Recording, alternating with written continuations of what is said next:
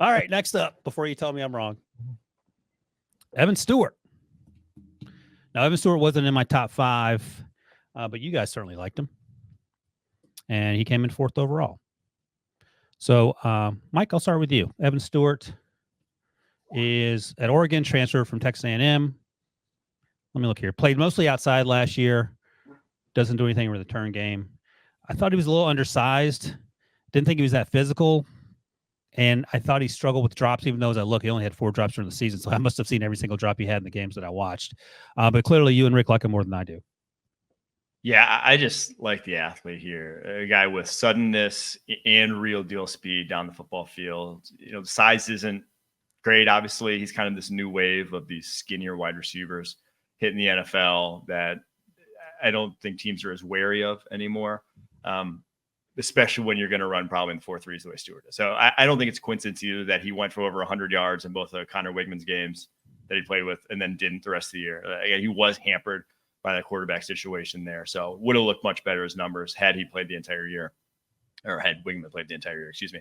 So I think he's in for a big year at Oregon. And especially in that offense, I think he's perfect for what, they lost in, the guy whose name I'm blanking on.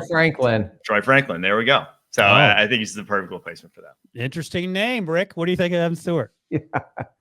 Same thing. I think he's athletic. I think he has speed. I think he's can get into and out of his cuts. My biggest issue is play strength, especially in contested situations. And he has some run after catch ability, but he usually goes down on contact.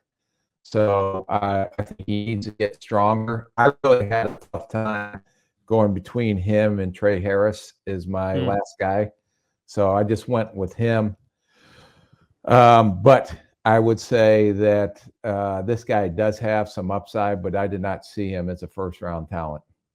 Okay. Yeah, I thought that last play, the Miami game where Wegman actually played in that game, he got out physical in that last play at the goal line that ended up being an interception. It wasn't his fault, but at the very least, a little more effort there. That said, in the Alabama game, early in that game, he stacked Kool-Aid off the line of scrimmage for a big gain down the left side there. So he has that juice. I just wanted to see it a little bit more consistently. All right, Mike, give me a comp and a draft range. Yeah, my comp for him was John Brown, the former Cardinals, Bills wide receiver. Where did John Brown go to school? Pittsburgh State. Ah, do you know that, Rick? Yes, I did. The Gorillas. And it's just like a speedier, dynamic, but not a featured number one type of guy at wide receiver. Kind of in a similar weight class like Garrett Wilson, but I don't see him playing the way Garrett Wilson does, or even like a Jahan Dotson does at the next level when you compare him to like these skinnier guys coming out in recent years. So draft range, middle of day 2 right now, but again, with like the traits to, if he gets stronger, develop into, a little bit better prospect. All right, Rick, your guy was mentioned yet again. Mike's all over you. Yeah, I went with Troy Franklin because he is long, but he does not have strength. I didn't think Troy Franklin had strength and needs to get stronger. So I went with that comparison. I gave him the benefit of the doubt and put him in the second round. Right now, I can see third, but he needs to get stronger. Like I said, it contested catch situations and his ability to run after the catch. I said Quez Watkins. I didn't have him as a top 5 guy. You love that one, Rick? That's awesome. Quez Watkins is way stronger than this guy. How much stronger? How much can Quez Watkins bench?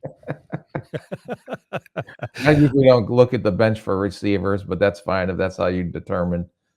Yeah, bench and push-ups. Yeah. I said late day 2, but we'll see. It's early. It's summertime.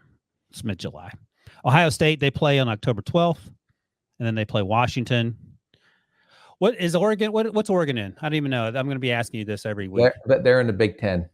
They're also in the Big Ten. 15 teams in the Big Ten. All right. Yeah. Super League.